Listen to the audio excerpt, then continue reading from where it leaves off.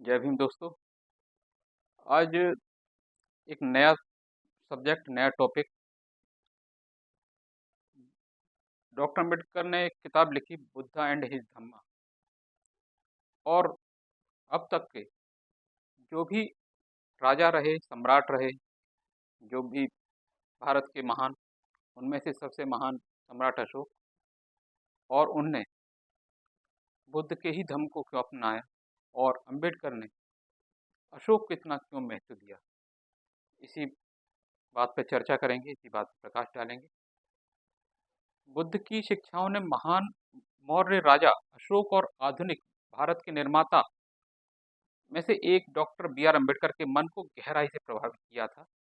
बौद्ध धर्म ने प्रज्ञा, अंधविश्वास और अलौकिकता के विरुद्ध समझ, करुणा, प्रेम और समता समानता की शिक्षा दी। यह बुद्ध की शिक्षाएं थीं जिन्होंने अशोक और अम्बेडकर को बौद्ध धर्म के मूल सिद्धांतों अहिंसा, सहिष्णुता, सच्चाई, समानता, सामाजिक न्याय और कायम जिन्होंने अशोक और अम्बेडकर को बौद्ध धर्म के मूल सिद्धांतों अहिंसा, सहिष्णुता, सच्चाई, समानता और सामाजिक न्याय को कायम रखते हुए अपने विश्वास का पालन करने के लिए प्रेरित किया था। अशोक ने अपने कई शिलालेखों में, जैसे प्रमुख शिलालेख, लघु शिलालेख, स्तंभ शिलालेखों में धम्म और उसके सिद्धांतों का उल्लेख किया था। अपने दूसरे स्तंभ शिलालेख में उन्होंने धम्म को कुछ दोषों और अच्छे कर्मों, दया, दान, सच्चाई और पवित्रता के रूप में परिभाषित किया था। अशोक ने धम्म का लक्ष्य न केवल मौर्य साम्राज्य का कल्याण बल्कि विश्व का कल्याण था। अपने छठवें स्तंभ शिलालेख में उन्होंने स्पष्ट रूप से कहा, जब मुझे 12 वर्षों के लिए पवित्र किया गया था तो मैं दुनिया के कल्याण और खुशी के लिए धम्म का एक शिलालेख उत्कीर्ण किया था। जो कोई इसका पालन करेगा उसे विभिन्न तरीकों से धम्म में प्रगति प्रदान प्राप्त करनी चाहिए। अम्बेडकर का काम, जिसका शीर्षक है द बुद्धा एंड हिज धम्मा, 1957 में लिखी गई, बुद्ध के जीवन और व्यक्तित्व पर प्रकाश डालती है तथा धम्म का एक विश्लेषणात्मक विवरण प्रस्तुत करती है। इस कार्य में अम्बेडकर ने यह दिखाने के लिए धम्म की पुनर्व्याख्या करने का प्रयास किया कि बौद्ध धर्म आधुनिक दुनिया की सामाजिक जरूरतों को पूरा कर सकता है। वर्तमान पेपर अशोक और अम्बेडकर के धम्म को अपनाने के लिए जिम्मेदार कारकों की जांच करने का प्रयास करेगा। यह बुद्ध के धम्म से कैसे अलग था और इसके क्या निहितार्थ थे। पहले इसका परिचय देते हैं। बुद्ध की शिक्षाओं ने महान मौर्य राजा अशोक और आधुनिक भारत के निर्माताओं में से एक डॉक्टर बी आर अम्बेडकर के दिमाग पर गहरा प्रभाव डाला था। बौद्ध धर्म ने प्रज्ञा, अंधविश्वास और अलौकिकता के विरुद्ध समझ, करुणा, प्रेम और समता की शिक्षा दी है। बुद्ध की शिक्षाएं थीं जिन्होंने अशोक और अम्बेडकर को बौद्ध धर्म में मूल सिद्धांतों अहिंसा, सहिष्णुता, सच्चाई, समानता और सामाजिक न्याय को कायम रखते हुए उनके विश्वास का पालन करने के लिए प्रभावित किया था। अशोक और अम्बेडकर द्वारा धम्म का अनुसरण, यह बुद्ध के धम्म के से किस प्रकार कोई भी हो, इसका अनुसरण करते हुए इसे विभिन्न तरीकों से धम्म में प्रगति प्राप्त करनी चाहिए। यह सुझाव दिया गया कि अशोक का धम्म वास्तव में मूल बौद्ध धर्म है, जैसा कि बुद्ध ने प्रचारित किया था। रोमिला थापर के अनुसार धम्म अशोक का अपना आविष्कार था। हो सकता है बौद्ध विचारों से उधार लिया गया, लेकिन यह मूल रूप से राजा की ओर से जीवन का एक तरीका सुझाने का एक प्रयास था, जो व्यवहारिक और सुविधाजनक होने के साथ साथ अत्यधिक नैतिक भी था। अशोक के लिए धम्म जीवन जीने का एक तरीका था। यह उच्च स्तर की सामाजिक नैतिकता और नागरिक जिम्मेदारी पर आधारित था। अहिंसा का अपरिग्रह अशोक के धम्म का एक महत्वपूर्ण पहलू है। पशुओं की बलि पर प्रतिबंध की घोषणा की पहले शिलालेख में। स्तंभ शिलालेख 5 अधिक व्यापक निषेधों को संदर्भित करता है। शिलालेख 9 की शुरुआत बीमारी, विवाह, जन्म और यात्रा पर निकलने जैसे अवसरों पर लोगों के, विशेषकर महिलाओं द्वारा किए जाने वाले समारोह की आलोचना से होती है। अशोक ने इसकी तुलना धम्म के अनुष्ठान से की है, जिसका परिणाम इस दुनिया में आना निश्चित है, अर्थात जीवन। और अगला, धम्म के अनुष्ठान को दासों और नौकरों के प्रति शिष्टाचार, माता और पिता की आज्ञाकारिता, बड़ों के प्रति सम्मानजनक व्यवहार, सभी जीवित प्राणियों के साथ व्यवहार में संयम और श्रवणों और वमनों के प्रति उदारता और जीवित प्राणियों को मारने से परहेज करने के रूप में वर्णन किया गया है। अशोक के धम्म का एक अन्य पहलू विभिन्न संप्रदायों या धार्मिक समुदाय के लोगों के बीच आपसी सम्मान और सद्भाव पैदा करना था। शिलालेख 12 में इससे स्पष्ट होता है। इंटरनेशनल जर्नल और of historical insight and research 2015 की क्यूटानालिटिक्स राजा लोगों से अपेक्षा करता है कि वे दूसरे संप्रदाय के लोगों की आलोचना करने और अपने संप्रदाय की प्रशंसा करने में संयम बरतें। वह लोगों से दूसरों के धर्म का सम्मान करने और उन्हें समझने का प्रयास करने का आग्रह कर रहे थे। डॉक्टर अंबेडकर, जिनने बुद्धा एंड हिज धम्मा लिखा, अंबेडकर ने विश्व के लगभग सभी धर्मों का अध्ययन किया था।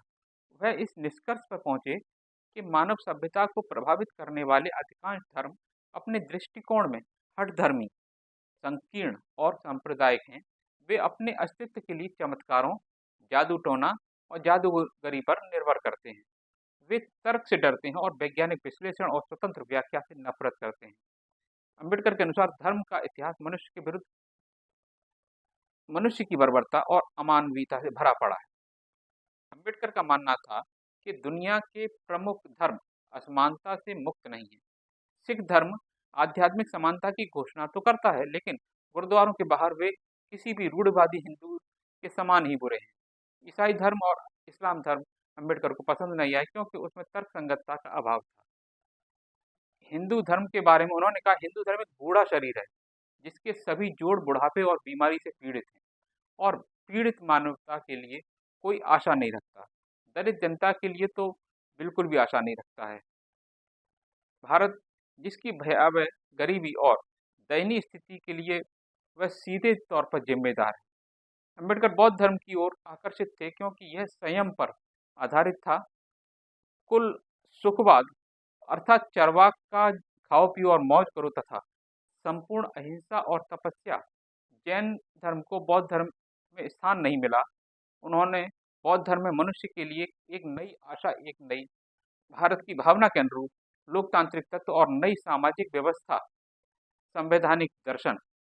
अंबेडकर ने अपनी पुस्तक एनालिसिस ऑफ कास्ट की शुरुआत भगवान बुद्ध के शब्दों से की है,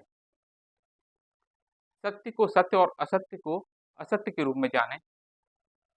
GS Lokhande, the Buddha doctrines of अर्निकास का अनिक्का, स्थिरता, अन्यता ने गहरा प्रभाव डाला। International journal of historical insight and research 2015, यह बुद्ध की शिक्षाएं थीं जिन्होंने अंबेडकर को अपने विश्वास पर कायम रखने के लिए आत्मसात किया था। बौद्ध धर्म के मूल सिद्धांत अर्थात समानता, न्याय, अहिंसा और सत्यता, सत्य को सत्य और असत्य को असत्य जानो। बुद्ध ने उन्हें मानसिक और आध्यात्मिक संतुष्टि दी और सामूहिक धर्मांतरण के मार्ग का सहारा लेकर अछूतों की मुक्ति का मार्ग दिखाया था। बुद्ध ने मन को हर चीज के केंद्र के रूप में पहचानने पर जोर दिया था और कहा कि मन सभी अच्छे और बुरे का स्रोत है, जो भीतर से उठता है और बाहर से हमारे सामने आता है। जिससे अंबेडकर ने पुष्टि की कि मन की सफाई ही धर्म का सार है। अस्पृश्यता रक्त या नस्लहीनता का उप उत्पाद नहीं है। उन्होंने दबे कुचले लोगों को उनकी रचनात्मक क्षमताओं में विश्वास और आशा रखने के लिए प्रोत्साहित और उनके मानसिक कद को बढ़ाने का निरंतर प्रयास किया। एक बार उन्होंने कहा था, जिस बात के लिए मुझे सबसे ज़्यादा प्रभावित किया है वह यह थी कि मेरा समुदाय अभी भी अपमान की स्थिति को केवल इसलिए स्वीकार कर रहा है क्योंकि हिंदू जाति उन पर हावी रहती है।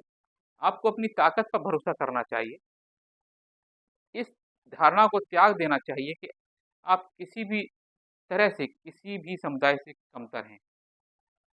उन्होंने सभी सिद्धांतों और गतिविधियों के केंद्र के रूप में व्यक्ति पर बहुत जोर दिया। उन्होंने बाहरी सहायता के बिना अपने उद्धार के लिए मनुष्य की क्षमता में बुद्ध के विश्वास की सराहना की। बुद्ध के समतावाद और मानवतावाद के सिद्धांत और मनुष्य की अपनी नियति को आकार देने की क्षमता में उनके विश्वास ने अम्बेडकर पर स्थायी प्रभाव डाला था।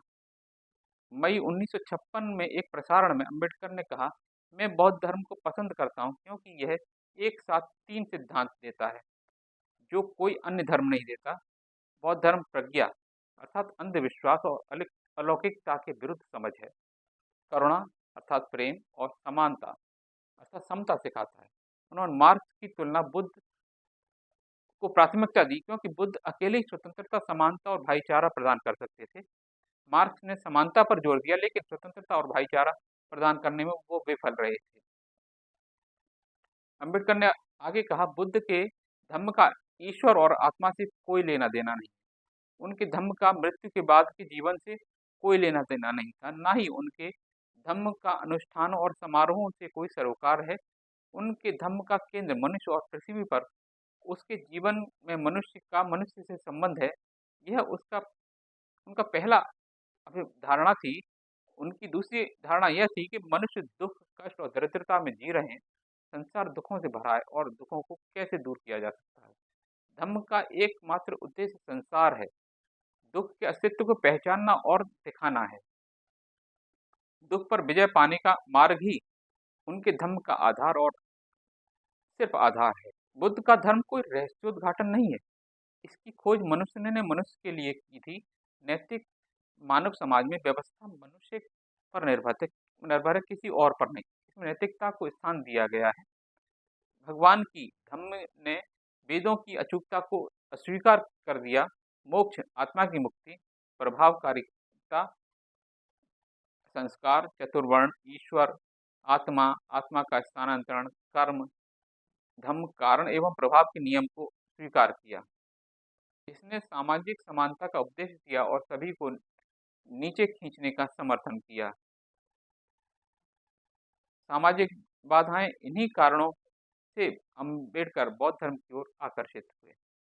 अम्बेडकर ने बौद्ध धर्म के पुनरुद्धार में सक्रिय रुचि ली।